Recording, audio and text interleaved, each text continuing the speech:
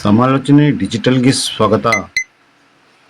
ಪ್ರಜಾಪ್ರಭುತ್ವ ಉಳಿಸಿ ದಿನಾಚರಣೆಯನ್ನು ವಿಶ್ವ ಹಾಗೂ ಕರ್ನಾಟಕ ರಾಜ್ಯಾದ್ಯಂತ ಆಚರಣೆ ಮಾಡಿದ್ದಾರೆ.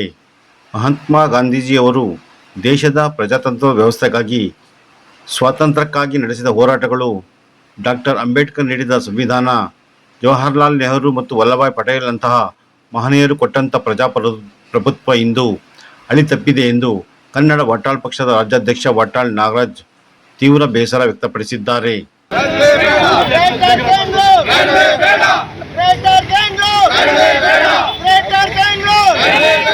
ಅಭಿವೃದ್ಧಿ ಹೆಸರಲ್ಲಿ ರೈತರನ್ನು ಒಕ್ಕಲಂತೆ ಒಪ್ಪಿಸುತ್ತಿರುವ ರಾಜ್ಯ ಸರ್ಕಾರಕ್ಕೆ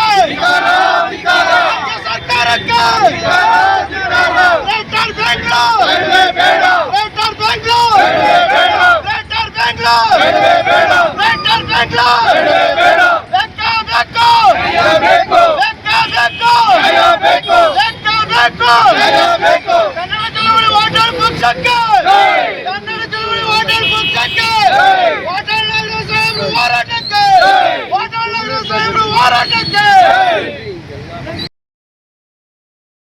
ಪ್ರಜಾಪ್ರಭುತ್ವ ಅಂದ್ರೆ ಅದರ ಹಿನ್ನೆಲೆ, ಅದಕ್ಕಿರುವ ಶಕ್ತಿ. ಮಹಾತ್ಮ ಗಾಂಧೀಜಿಯವರು ಈ ದೇಶದ ಪ್ರಜಾತಂತ್ರ ವ್ಯವಸ್ಥೆಗಾಗಿ, ಈ ದೇಶದ ಪ್ರಭುತ್ವ ಉಳಿಸಿ ದಿನಾಚರಣೆಯನ್ನ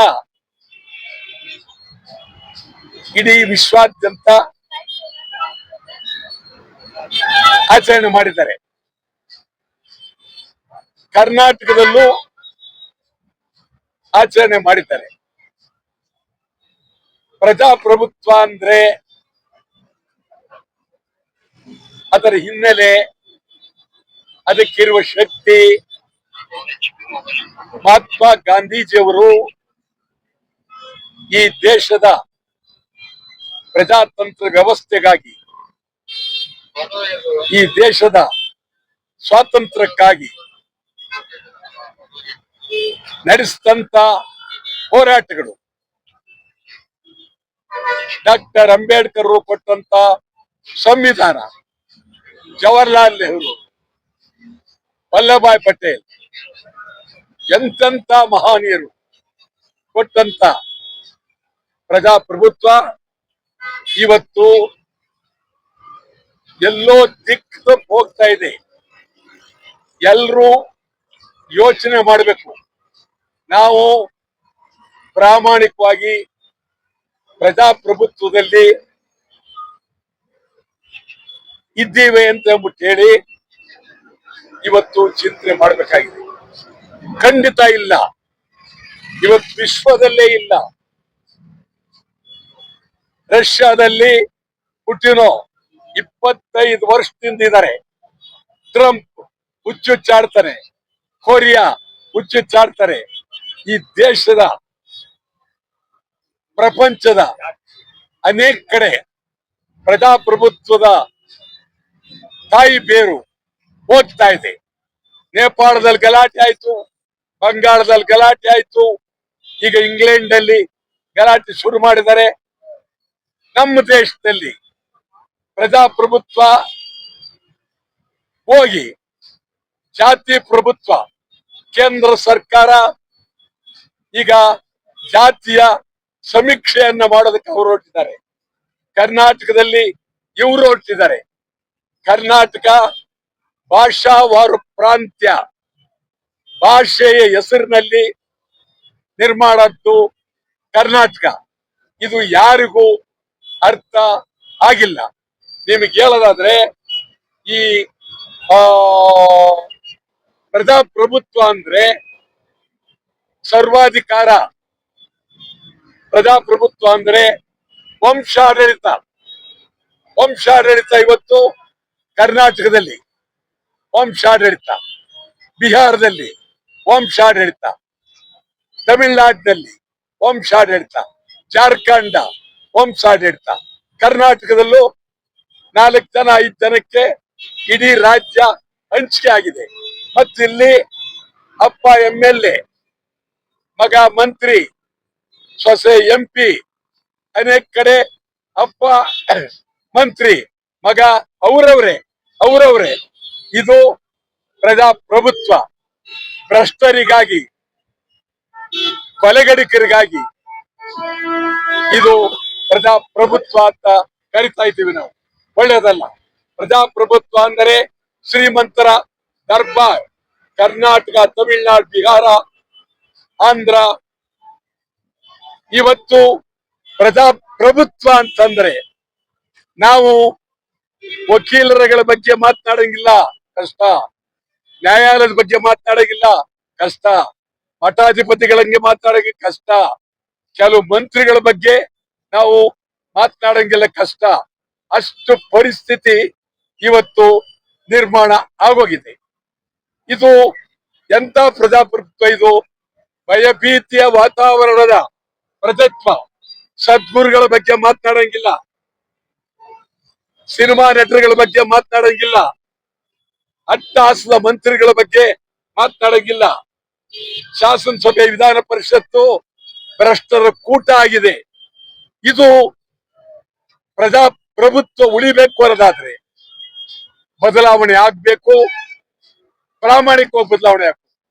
ಮೂಲಭೂತವಾಗಿ ಬದಲಾವಣೆ ಆಗ್ಬೇಕಾಗಿರೋದು ಚುನಾವಣಾ ವ್ಯವಸ್ಥೆ, ಮೂಲಭೂತವಾಗಿ ಬದಲಾವಣೆ. ಎರಡನೇದು ನ್ಯಾಯಾಲಯ. ಮತ್ತು ನೀವು ಮಾಧ್ಯಮದವರು ಪ್ರಾಮಾಣಿಕವಾಗಿ ಮನಸ್ಸು ಮಾಡಿದ್ರೆ ಈ ದೇಶದಲ್ಲಿ ಪ್ರಜಾಪ್ರಭುತ್ವಕ್ಕೆ ಒಳ್ಳೆ ಶಕ್ತಿ ಸಿಗುತ್ತೆ, ಗೌರವ ಸಿಗುತ್ತೆ. ಇದು ಪ್ರಜಾಪ್ರಭುತ್ವಕ್ಕೆ ಮೂಲಭೂತವಾಗಿ ಚುನಾವಣೆಯ ವ್ಯವಸ್ಥೆ ಭ್ರಷ್ಟರಿಂದ ಹೊರಗೆ ಬರಬೇಕು. ಮತಗಳು ವ್ಯಾಪಾರ ಆಗ್ಬಾರ್ದು. ಕೆಲವರ ಸ್ವತ್ತು ಶಾಸನಸಭೆ, ಲೋಕಸಭೆ ಕೆಲವರು ಸ್ವತ್ತು ಆಗ್ಬಾರ್ದು. ಮತ್ತು ಈ ದೇಶ ಶ್ರೀಮಂತರ ಕೈಲಿ, ಅದಾನಿ ಅಂಬಾನಿ ಸೇರಿದಂತೆ ಈ ದೇಶ ಅವ್ರ ಕೈಲಿ ಹೋಗ್ಬಾರ್ದು. ಇದು ಮಹಾತ್ಮ ಗಾಂಧೀಜಿಯವರು ಮಾಡಿದಂತ ಅದ್ಭುತ. ನಾವಂತೂ ಪ್ರತಿ ವರ್ಷ ಈ ವಿಚಾರದಲ್ಲಿ ಗಂಭೀರವಾಗಿ ಚರ್ಚೆಯನ್ನ ಮಾಡ್ತಾ ಇದ್ದೀವಿ.